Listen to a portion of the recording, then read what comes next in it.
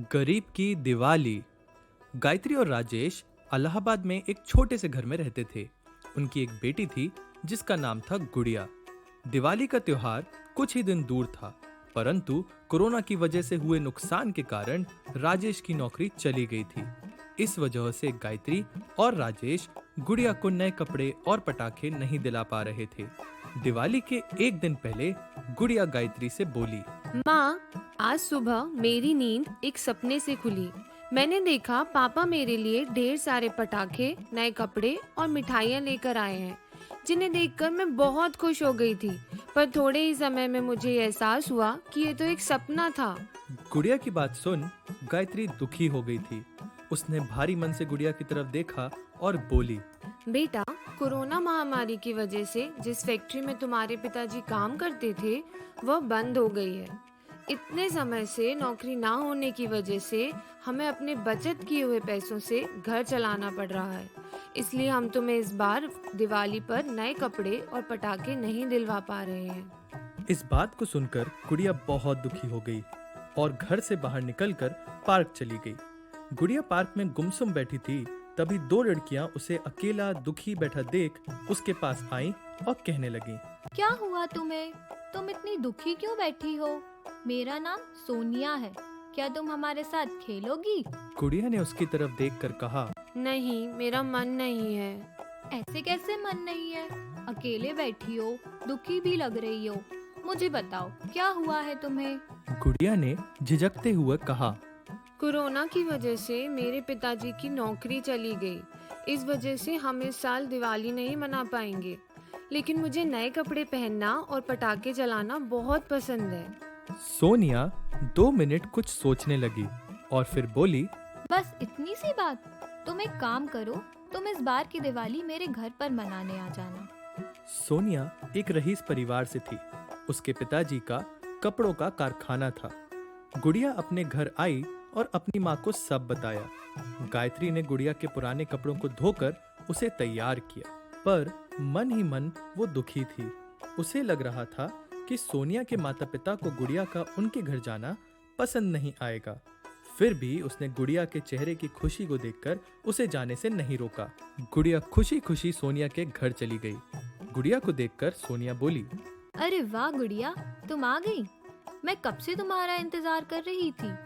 माँ बाबा, ये गुड़िया है, मेरी नई दोस्त। आज ही हम पार्क में मिले थे। ये हमारे साथ ही दिवाली मनाएगी।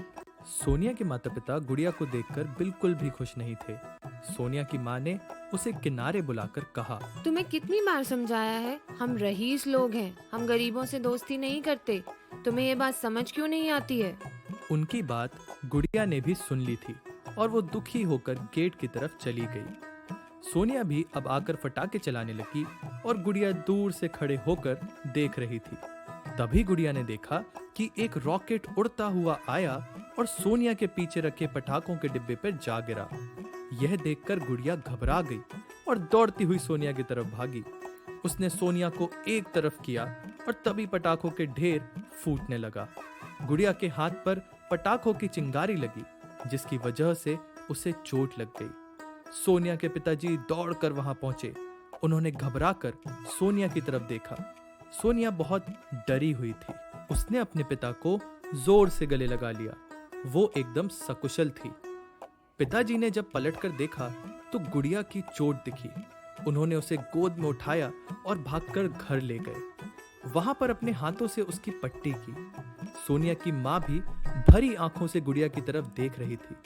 पट्टी होते ही उन्होंने गुड़िया को गले लगा लिया और कहने लगे, गुड़िया, मुझे माफ कर दो। मैंने तुम्हें बहुत भला बुरा कहा। आज तुम ना होती तो मेरी बेटी सही सलामत नहीं होती। आंखें भर आई। उन्होंने उसे नए कपड़े दिए और कुछ मिठाई के डिब्बे भी दिए। सोनिया के पिता गुड़िया और सोनिया को कार में बैठाकर गुड़िया के घर गए। वहां गायत्री और राजेश गुड़िया के नए कपड़े और मिठाइयां देखकर बहुत खुश हुए, पर फिर उनकी नजर गुड़िया के हाथ में लगी चोट पर पड़ी। गायत्री घबराकर उसके पास आई। तभी सोनिया के पिताजी बोले, आपकी बेटी बहुत बहादुर है। उसने आज मेरी बेटी और अपनी दोस्त की जान बचाई। गायत्री और राजेश गर्व से अपनी बेटी को देख रहे थे। तभी सोनिया के पिता गुड़िया के पिता से बोले, मुझे गुड़िया ने बताया कि आपकी नौकरी कोरोना की वजह से चली गई। मैं चाहता हूँ कि कल आप मेरे कारखाने आ जाएं। अब आप रोजाना वहीं काम करेंगे। उनका इतना कहना था ही कि पूरे कमरे में खुशी की लहर दौड़ पड़ी। सोनिया के पिता सभी को दिवाली की शुभकामनाएं देकर जाने लगे। तभी सोनिया पलटी और दौड़कर उसने गुड़िया को गले लगा लिया। इस कहानी से हमें यह सीख मिलती है कि हमेशा सत्य और निष्ठा से दोस्ती निभानी चाहिए, क्योंकि सत्य और निष्ठा से किए गए कार्य का फल हमेशा मीठा ही होता है।